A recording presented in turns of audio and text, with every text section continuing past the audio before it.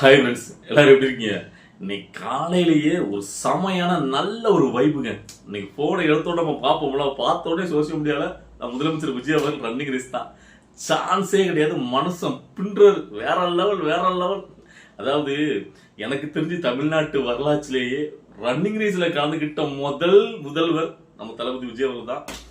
வேற எல்லாரையும் நீங்க பாத்தீங்கன்னா நடந்து போறதே கஷ்டம். அதாவது உட்காந்துட்டே கார்லயே போயிட்டு கார்லயே வருவாங்க. ஸோ மக்களோட மக்களா மாரத்தான் போட்டியில கலந்துக்கிட்டு சும்மா பேருக்கு ஒரு 4 ஸ்டெப் ஓடுறவர் கிடையாது. 4 கிலோமீட்டர் ஓடிக்கிற மனுஷன் பின்றாருப்பா. இதெல்லாம் பார்க்கும் போதுல நம்மளுக்கு இது ஒரு கனவா நினைவா.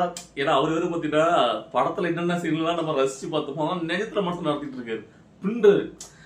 அவர் பார்க்கும்போது அந்த ஹேர் ஸ்டைலும் அந்த டிஷர்ட் போட்ட லுக்கும் 52 வயசு பையன் மாதிரியே இருக்கு. உண்மையிலே ஹேண்ட்ஸமான ஒரு முதல்வர். அதுவும் பார்த்தீங்கன்னா 18 வயசு பசங்களுக்கு போட்டி போடுற மாதிரி இவ்வளவு ஒரு பூஸ்டா இருக்கும்போது நம்மளுக்குலாம் அதை பார்க்கும்போது ஒரு ஆறா வருது. நம்மளுக்கு ஒரு எனர்ஜி கொடுத்துட்டாரு மனுஷன். சரி, வந்து நம்ம அதை பத்தி ஃபுல்லா பார்த்துடலாம். ஸோ அதை என்னன்னு கேட்டீங்கன்னா, இன்னைக்கு போதை ஒழிப்பு தின நாள், ஓகேவா? அதனால இளைஞர்களுக்கு ஃபுல்லா நம்ம வந்து ஒரு விழிப்புணர்வை ஏற்படுத்தணும் அப்படின்ட்டு முதலமைச்சர் விஜய் அவர்கள் நிறைய விஷயங்களை முன்னெடுத்து பண்ணிட்டு இருக்காரு. ஸோ அதுலதான் பாத்தீங்கன்னா நேற்று வந்து பாத்தீங்கன்னா ஈவினிங்கே தமிழ்நாடு அரசாங்க சார்பில் போதை விழிப்புணர்வுக்காக ஒரு பாடல் இளைஞர்களிடையே பார்த்தீங்கன்னா ஒரு நல்ல ஒரு ரீச் ஆகணும் அப்படின்னுக்காண்டி ஒரு பாடல் வெளியிட்டு இருந்தாங்க, சே நோ டு ட்ரக்ஸ் அப்படின்ட்டு. அந்த பாடல் நான் பார்த்துருந்தேன். ஸோ நல்லா இருந்துச்சு. ஸோ இன்னைக்கு காலையில் நம்ம இதை பற்றி பேசணும், போதை விழிப்புணர்வை பற்றி பேசணும் தான் நினச்சிட்டு இருந்தேன். அதுக்குள்ளேயே இன்னைக்கு காலையில் தூங்கி முழிச்சு ஃபோன் எடுத்து சோஷியல் மீடியா ஓப்பன் பண்ணால் நம்ம முதலமைச்சர் ரன்னிங் ரேஸில் மாரத்தான்ல கலந்துட்டு இருக்காரு. செம ஷாக்கு. நம்மளுக்கு ஒரு நிமிஷம் ஒரு குறி தட்டிட்டு இது நாம என்ன பண்ணிட்டு இருக்கோம், இவ்வளோ லேசியா இருக்கு. அவங்க பாடுறா 52 வயசுல ஒரு மனுஷன், அது முதலமைச்சர் இருக்கக்கூடியவர் எப்படி ஓடிட்டு இருக்காரு பாரு அப்படின்ட்டு ஒரு உண்மையிலே ஒரு ஷாக்கு. நல்ல விஷயங்க. அது வந்து பார்த்தீங்கன்னா அதுக்கு முன்னாடியே ரன்னிங் ரேஸ்ல அவர் போறதுக்கு முன்னாடியே பாத்தீங்கன்னா அந்த போதை விழிப்புணர்வுக்காக ஒரு உறுதிமொழி எடுக்கிற அதையும் அவர் ஸ்பீச் பண்ணாரு. அதையும் பார்த்தேன்.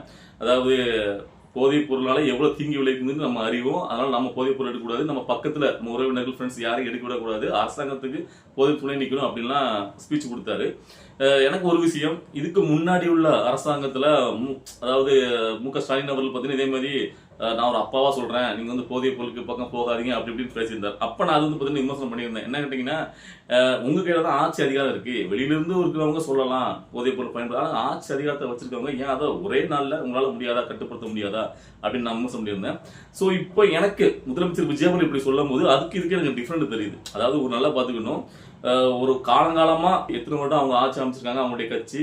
ஸோ அவங்களால இன்ஸ்டன்ட் ஸ்டேஜ்லேயே அதை வந்து பார்த்தீங்கன்னா கண்ட்ரோல் பண்ணியிருக்க முடியும். ஆனால் அதை அவங்க கண்ட்ரோல் பண்ணாமல் இவ்வளோ நாளாக அதை வளர விட்டுட்டு, ஸோ இவங்க வந்து மக்களுக்கு வந்து பார்த்தீங்கன்னா நான் அப்பாவா சொல்கிறேன் கேளுங்கன்னா அதை எப்படி ஏற்றுக்க முடியும்? அதனால நம்ம அதை விமர்சனம் பண்ணோம். இப்போ முதலமைச்சர் விஜய் அவர்கள் இப்போ தான் வந்திருக்காரு. வந்து ஒரு மாதம் கூட ஆகல. இன்னும் அதுக்கு எதிராக என்னென்ன முடியுமோ மக்களுடைய விழிப்புணர்வு அதுக்கு அதுக்கான ஒரு விஷயங்களை பண்ணும்போது அதை நம்ம வரவேற்கிறோம். அது மட்டும் இல்லாமல் எல்லாரும் சொன்னாலும் எல்லாரும் கேட்ட மாட்டான். ஸோ அது ஒரு முக்கியமானது. ஏன்னா இப்போ முதலமைச்சர் விஜய் அவர்கள் இளைஞர்கள் எவ்வளோ கோடி பேர் ஃபாலோ பண்ணிட்டு இருக்காங்க. ஸோ அவரும் ஒரு நல்ல விஷயத்தை முன்னெடுத்து இதை பண்ணுங்கப்பா சொல்லும் போது அது இளைஞர்கள் கண்டிப்பா இப்போ ஒரு 10 பேர் அதை கேட்கறதுனால ஒருத்தர் திருந்த வாய்ப்பு இருக்கு. அது ரொம்ப ரொம்ப முக்கியம் இல்லை. ஸோ அதுதான் எனக்கு வந்து பார்த்தீங்கன்னா அவர் வந்து இந்த மாதிரி விஷயங்களை பண்ணும்போது நம்மளுக்கு அவருக்கு சப்போர்ட் பண்ணணும். நாம ஒரு மனுஷனுக்கு என்ன நினைச்சு ஓட்டு போட்டோம், இந்த மாதிரி ஒரு மாற்றங்களை கொண்டு வரணும், ஒரு நல்ல வழியில இந்த தமிழ்நாடு மாறணும் அப்படிங்கிறது நம்மளுடைய எண்ணோட்டம். ஸோ அதனால அவருக்கு நம்ம இந்த ஓட்டு போட்டு தேர்ந்ததில்லை. இப்போ நமக்கு ஒரு சந்தோஷம் இருக்கு. உண்மையிலே அவர் பண்ற சில விஷயங்கள் பார்க்கும்போது நம்மளுக்கு உண்மையிலே அது வந்து பார்த்தீங்கன்னா இன்னைக்கு காலையிலே அவரை பார்க்குறேன், இப்போ சான்ஸ் இல்லைங்க. அந்த ஹேர் ஸ்டைலும் அந்த கூலிங் கிளாஸும் உண்மையிலே கலக்கிறார் மனுஷன். அதாவது ரன்னிங் ரேஸில் அவர் வந்து அந்த மக்களோட மக்களாக போகிறதுங்கிறது உண்மையிலே அது அவரை பார்த்துட்டு நீ அடுத்த எல்லா இளைஞருக்கும் பார்த்தீங்கன்னா அந்த ஒரு இப்போ எனக்கே ஒரு ஆறா வருது. காலையிலே எதிர்த்து ஒரு ரன்னிங் ரேஸில் போறாரு போதை விழிப்புணர்வு எதிராக அப்படிங்கும்போது நாம இதே மாதிரி நிறைய பேருக்கு வந்து பார்த்தீங்கன்னா இந்த போதை விழிப்புணர்வு அதாவது நம்ம எடுத்து சொல்லணும். ஸோ அதை பற்றி பேசணும், முடிஞ்ச அளவுக்கு நம்ம பார்க்குற இடங்களையாவது அதை பண்ணக்கூடாது அப்படின்னு சொல்லணுங்கிற ஒரு நமக்கு ஒரு ஆறா வருது. ஆக்சுவலாக பார்த்தீங்கன்னா எனக்கு வந்து பார்த்தீங்கன்னா எந்த ஒரு கெட்ட பழக்கமே கிடையாது. அதாவது பார்க்குறவங்க வந்து நம்மளை வந்து நம்ப மாட்டாங்க. ஆனால் உண்மை அதான், நான் வந்து அந்த பக்கம் போனது கிடையாது. நான் நம்மளுடைய பெத்தவங்களுடைய வளர்ப்பு நம்ம வந்து பார்த்தது இது. ஆனால் எல்லாரும் அப்படி இருக்காங்க பார்த்தீங்கன்னா இல்லை. நிறைய பேர் பார்த்தீங்கன்னா இந்த போதைக்கு அடிமையாகிறதுக்கு காரணம் என்னன்னு கேட்டிங்கன்னா 2 விஷயம். ஒன்று வந்து பார்த்தீங்கன்னா பெத்தவங்க அந்த பிள்ளை கூட பார்த்தீங்கன்னா க்ளோஸாக மனசு விட்டு பேசாதது ஒரு காரணம். அவங்களுக்கு முழுமையா அதாவது பார்த்தீங்கன்னா பணம் சம்பாதிக்கிறது மட்டும் தான் நம்மளுடைய குறிக்கோள். இப்போ வந்து பிள்ளைங்களுக்கு எதாவது குச்சங்களுக்கு அதான் காரணம், இந்த போதைப் பொருள் அதான் காரணம். ஸோ மனசு விட்டு பேசி அவங்களுடைய டைம் ஸ்பெண்ட் பண்ணாது. இன்னொன்று பார்த்தீங்கன்னா அவங்க வாழ்ற அந்த சரௌண்டிங், இப்போ நீங்க எந்த மாதிரி சரௌண்டிங்ல நீங்க வந்து வாழ்றீங்களோ அது ஒரு ரொம்ப முக்கியமானது ஒரு பிள்ளைங்களுக்கு. ஏன்னா வந்து பார்த்தீங்கன்னா இப்போ பிள்ளைங்க இப்போ பெற்றவங்க கூட இல்லாமல் அதிக நேரம் இருக்குது பார்த்தீங்கன்னா ஸ்கூலு, காலேஜ், அதுக்கப்புறம் பார்த்தீங்கன்னா அங்கே உள்ள ஃப்ரெண்ட்ஸ் சர்க்கிள், அதுக்கப்புறம் பார்த்தீங்கன்னா வெளியில் அந்த ஏரியாவில் உள்ள ஃப்ரெண்ட்ஸ் சர்க்கிள். ஸோ இதில் வந்து பார்த்தீங்கன்னா நம்ம வந்து எவ்வளோக்குள்ள அதை வந்து பசங்களுக்கு ஏற்ற மாதிரியான ஒரு சூழ்நிலையை உருவாக்கி நம்ம இருக்கிறோமோ அதுதான் பார்த்தீங்கன்னா நல்ல விஷயங்களை பிள்ளைங்களுக்கு கொண்டு போய் சேர்க்கும். ஸோ அப்போ ஒரு நல்ல ஒரு சரௌண்டிங்கை ஏற்படுத்தி கொடுக்க வேண்டியது பெற்றவங்களுடைய கடமை தான். ஆனால் இதில் இன்னொரு பிரச்சனை கேட்டிங்கன்னா எல்லாராலையும் பார்த்தீங்கன்னா சூழ்நிலை எப்படி மாற்ற முடியும்? அதாவது அவங்க காலங்காலமாக ஒரு இடத்துல வசிப்பாங்க, வீடு வாசல் எல்லாம் அங்கே தான் இருக்கும். ஸோ வந்து பிள்ளைங்களுக்காக வேற இடம் மாறி போய் இந்த சரௌண்டிங் நல்லா இருக்கு நம்ம அங்கே போய் அப்படின்னு வாழ முடியாது. ஸோ அப்படிங்கும்போது பிள்ளைங்களோட கொஞ்சம் டைம் ஸ்பெண்ட் பண்ணி மனசு விட்டு பேசணுங்கிறதா என்னுடைய இது. அதாவது எவ்வளோக்குள்ள பெற்றவங்க என்னதான் பிள்ளைங்களுடைய வந்து பார்த்தீங்கன்னா அவங்களுக்கு தேவையானதை பார்த்து செஞ்சாலும் முக்கியமானது பார்த்தீங்கன்னா மனசு விட்டு பேசுறது. ஒன்றா அமர்ந்து ஒரு வீட்டில் எந்த குடும்பத்தில் எல்லாரும் ஒன்றா உட்காந்து ஒரே நேரத்தில் சாப்பிடும்போது ஒன்றா உட்காந்து சாப்பிட்றாங்களோ அதேமாதிரி தூங்கும் போதும் ஒன்றா எல்லாரும் பார்த்தீங்கன்னா இப்போ சின்ன வீடுகளில் மேக்ஸிமம் ஒன்றா தூங்குவாங்க. பெரிய பிள்ளைங்க தனி ரூம் கொடுப்பாங்க. ஸோ இப்போ ஸ்டார்டிங்லேயே சில வீடுகள் வந்து பார்த்தீங்கன்னா உடனே தனி ரூம், இந்த செப்பரேட் ரூம் எப்போ கொடுக்க ஆரம்பிக்காங்களோ ஒரு வீட்டில், அது மேக்ஸிமம் பணக்கார வீட்டில் கொடுக்க ஆரம்பிப்பாங்க. அது கொடுக்க ஆரம்பிக்கும் போதே பார்த்தீங்கன்னா தப்புகள் நடக்க ஆரம்பிக்குது. அதே மாதிரி பிள்ளைங்களை வந்து பார்த்தீங்கன்னா கண்டு காணாமலே விட்டுறது.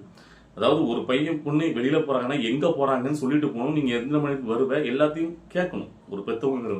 அந்த கண்டுக்காமல் விடுறதுங்கிறது பார்த்தீங்கன்னா அது வந்து தப்பான வழிகளை கொண்டு போய் சேர்த்துது. அது மட்டும் இல்லாமல் எந்த ஒரு பிள்ளையும் பார்த்தீங்கன்னா அவங்க ஸ்டேஜில் உள்ள பசங்க கூட தான் பழக விடணும், நட்பு வட்டாரத்தை ஏற்படுத்தி கொடுக்கணும். ஒரு இவங்க வயதுக்கு மீறினா ஒருத்தனுடைய நட்பு வட்டாரத்தில் ஏற்பட்டாலே அந்த பிள்ளை வந்து கெட்டு போயிடும். சரி, ஆண் பிள்ளையாக இருந்தாலும் சரி, பெண் பிள்ளையாக இருந்தாலும் சரி. ஸோ அந்த ஏஜ் குரூப் கூட தான் பழக விடணும். ஸோ இந்த மாதிரி சில விஷயங்கள் வந்து பார்த்தீங்கன்னா பெற்றவங்க முன்னெடுத்தாங்கன்னா அவங்க பிள்ளைங்களை அவங்க காத்துக்க முடியும். அதாவது இந்த மாதிரி போதை இந்த மாதிரி விஷயங்கள்ல இருந்து பாதுகாத்து கொள்ள முடியும். ஸோ இதுதான் என்னுடைய இந்த விழிப்புணர்வு நான் பேசணும்னு நினைச்சேன். ஸோ அதனால ஃபைனலாக நான் என்ன சொல்றேன் அப்படின்னு கேட்டிங்கன்னா, ஒரு பையனோ பொண்ணோ ஒரு தப்பான வழியில் போறாங்க அப்படின்னு கேட்டிங்கன்னா அதுக்கு மெயின் காரணம் அவங்க பெற்றவங்க தான். பெற்றவங்க நினைச்சா எப்படிப்பட்ட ஒரு பிள்ளையும் எப்படி வேணா மாற்ற முடியும். ஏன்னா இங்கே பிறக்கும் போதே எந்த ஒரு பிள்ளைங்களும் பார்த்தீங்கன்னா தப்பான பிள்ளைங்களா பிறக்கிறது கிடையாது. ஸோ வளர்க்குற விதத்தில் தான் இருக்குது. அதாவது வந்து பிறக்கும் போதே அவங்க வந்து களிமண் மாதிரி தானே, அதை எந்த வகையில் மோல்டிங் பண்ணுறோம், எதுக்கு நம்ம முக்கியத்துவம் கொடுக்குறோம் அப்படிங்கிறது அந்த பெற்றவங்க கையில் தான் இருக்குது. ஸோ மேக்ஸிமம் நான் பெற்றவங்க தான் குறை சொல்லுவேன். அது பிள்ளை ஒரு நல்லா வளர்றதுக்கும் தப்பான வழியில் போகிறதுக்கும் பெற்றவங்க தான். என்ன எல்லாமே பெற்றவங்க கையில் மட்டும்தான் இருக்கா? அந்த பசங்க கையில் ஒன்றுமே கிடையாதா? அவங்களுக்கு ஏதாவது நீங்கள் ஒன்று சொல்ல மாட்டீங்களா அப்படின்னு கேட்டிங்கன்னா ஒன்றே ஒன்று சொல்கிறேன். இந்த பசங்களுக்கு அது பெண் பிள்ளையாக இருந்தாலும் சரி, ஆண் பிள்ளையாக இருந்தாலும் சரி, அது எங்கே திரும்ப ஆரம்பிக்கும்? முதல் தப்பு மச்சான் ஒரே ஒரு டைம்டா, ஒரு நாள் சும்மா பார்த்துக்கலாம், என்ன டெய்லியுமே நீ அடிக்க போற அப்படின்னு சொல்லிட்டு இந்த சிகரெட் ஆகட்டும், இந்த கஞ்சா வந்து அந்த மது எல்லாமே அப்படிதான். ஒரே ஒரு டைம் நீ அடிச்சு பாரு அப்படி சொல்லுவாங்க. அதை மட்டும் நீங்க பண்ணிட்டீங்க அப்படின்னா அப்புறம் அவ்வளவுதான், சொல்லி முடிஞ்சு. ஸோ ஒரு டைம் கூட நான் தொட மாட்டேன், அது எனக்கு வேண்டாம் அப்படின்னு நீங்க உறுதியாக வந்துட்டீங்கன்னா ஒரு குறிப்பிட்ட ஏஜ் தான், அதுக்கப்புறம் உங்களுக்கே அது பிடிக்காம போயிடும்.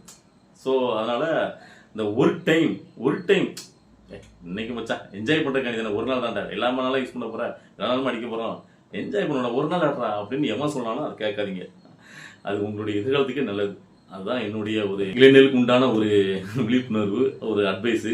அதுக்கப்புறம் பெற்றவங்களை எந்த ஒரு பிள்ளைங்க வந்து மனசால நேசிக்கிறாங்களோ, உண்மையிலே நேசித்து பெற்றவங்களுடைய கஷ்டத்தை புரிஞ்சுக்கிறாங்களோ அவங்க வந்து சீக்கிரமாக தப்பான வழியில் போக மாட்டாங்க. அதனால உங்கள் பெற்றவங்களை நீங்கள் உண்மையிலே நேசிக்கிறீங்களா அப்படிங்கிறத நீங்கள் வந்து நடந்துக்கிற விஷயங்களை தான் நீங்கள் நிரூபிக்க முடியும். சும்மா வந்து அம்மா அப்பாவுக்கு ஒரு ஸ்டேட்டஸ் வச்சு அம்மான்னு போகிறதுனால கிடையாது. நீங்கள் பெற்றவங்களுக்கு உண்மையான ஒரு சந்தோஷத்தை கொடுக்கணும்னா நீங்கள் நல்ல ஒரு சமுதாயத்தில் ஒரு நல்ல மனசனா நீங்கள் உயர்ந்தாதான் அது வந்து ஆட்டோமேட்டிக்காக அவங்களுக்கு கிடைக்கும். இன்னைக்கு முதலமைச்சர் விஜய் அவர்கள் ஒரு முதலமைச்சர் ஆயிருக்காரு. ஸோ இப்போ அவங்களுடைய பெற்றவங்களுக்கு அவர் ஒரு நல்ல ஒரு மகனா, அதாவது தமிழர் சிறந்த குடிமகனா வந்து நிற்காரு. அதாவது பார்த்தீங்கன்னா இதுதான் பெற்றவங்களுக்கு உண்டான ஒரு எல்லாரும் போற்றணும். தான் பிள்ளைய வந்து பார்த்தீங்கன்னா மற்றவங்க போற்றுறதை பார்க்கும்போது அந்த பெற்றவங்களுக்கு பார்த்தீங்கன்னா அந்த பிள்ளையை பெற்ற ஒரு பலனே கிடைக்கும்னு சொல்லுவாங்க. ஸோ அந்த வகையில் முடிஞ்ச அளவுக்கு நம்ம அம்மா அப்பாவுக்கு ஒரு சந்தோஷத்தை கொடுக்குற ஒரு மகனாக இருக்கணும் தான் நல்ல ஒரு பையன். ஸோ அதுதான் நான் சொல்லிக்கணும்னு நினைக்கிறேன் இந்த பொது விழிப்புணர்வு. சரி, ஓகே. இந்த வீடியோ பார்க்கும்போது உங்களுக்குலாம் என்ன தோணுச்சு, நீங்கள் என்ன நினைக்கிறீங்க, நான் பேசின கருத்தில் ஏதாவது மாற்றி கருத்துருக்கா, எதாக இருந்தாலும் உங்களுடைய கருத்துக்களை கமெண்ட்டில் பதிவு பண்ணுங்கள். நம்ம அடுத்தது கட்ட அரசியல் நிகழ்வை பார்த்துட்டு நம்மளுடைய வீடியோ வரும். வெயிட் பண்ணுங்கள். பாய்.